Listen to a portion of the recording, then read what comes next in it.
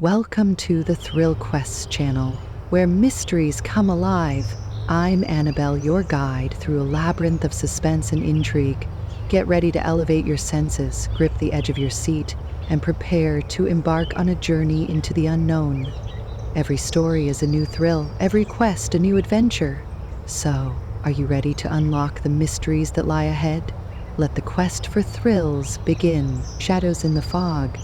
In the fog-draped streets of Portland, Maine, during the gritty, crime-infested era of the 1980s, the city was a labyrinth of secrets and shadows. Among the old brick buildings and dimly lit alleyways, the faint hum of neon signs and the distant echo of barroom chatter created an atmosphere ripe for mystery. Detective Frank Morrison was a seasoned veteran of the Portland Police Department. With his rugged appearance, trench coat, and ever-present fedora, he was the quintessential detective of his time.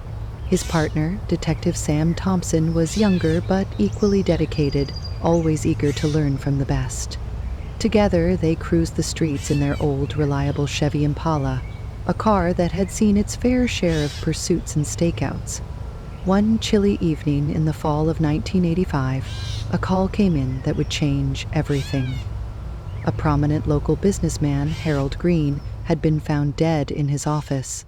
The initial report suggested it was a heart attack, but something about the case felt off to Morrison. As they pulled up to Green's office building, the fog was thick, casting an eerie glow over the scene.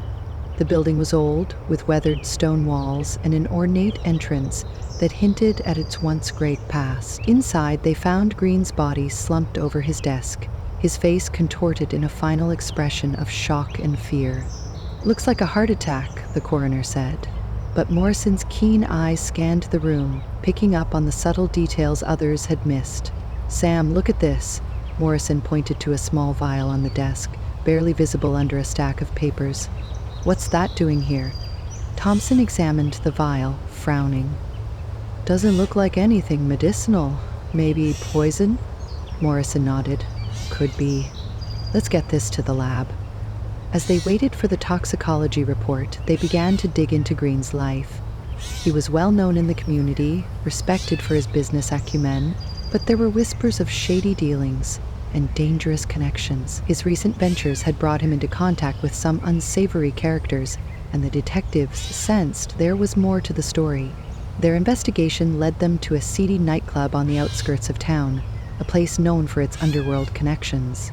The club's owner, Johnny Russo, was a man with a notorious reputation and a history of run-ins with the law.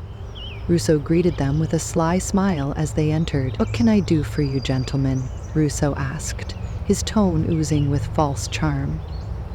"We're looking into Harold Green's death," Morrison said, watching Russo's reaction carefully.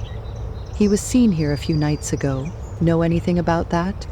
Russo's smile faltered for a brief moment before he regained his composure.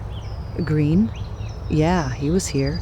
Had a few drinks, talked business with some guys, but I don't know much else." Morrison's instincts told him Russo was hiding something. "Mind if we take a look around?" Russo shrugged. "Be my guest, but you won't find anything here." As they searched the club, Morrison noticed a door marked "Private." He motioned to Thompson and they pushed their way inside. The room was dark, with only a single flickering bulb casting ominous shadows. Papers were strewn across a table, and among them Morrison found a ledger detailing transactions and payments. Green's name appeared several times. "Looks like Green was into something deeper than we thought," Thompson said, leafing through the pages. "Let's take this back to the station," Morrison replied. "I have a feeling this is just the tip of the iceberg." Back at the station, the lab results confirmed their suspicions. Green had been poisoned. The vial contained a rare and potent toxin, one not easily obtained. This narrowed their list of suspects, pointing them toward those with the means and connections to acquire such a substance. Their investigation took a darker turn when they discovered a link between Green and a powerful crime syndicate operating out of Boston. Green had been laundering money for them, but it seemed he had grown too ambitious, skimming off the top for himself. The syndicate had a reputation for dealing harshly with those who crossed them. As they delved deeper, Morrison and Thompson found themselves up against a wall of silence and fear. Witnesses were too scared to talk, and every lead seemed to end in a dead end. The pressure mounted, and the case grew colder by the day. Then, one night, Morrison received an anonymous tip. A meeting was to take place at an abandoned warehouse on the outskirts of town. The tipster claimed it involved the syndicate and Green's killer. Morrison and Thompson decided to take a risk and follow the lead, hoping it would break the case wide open. They parked the Chevy Impala a safe distance away and approached the warehouse on foot, their breath visible in the cold night air. Inside, they found a group of men gathered around a table, discussing their plans in hushed tones.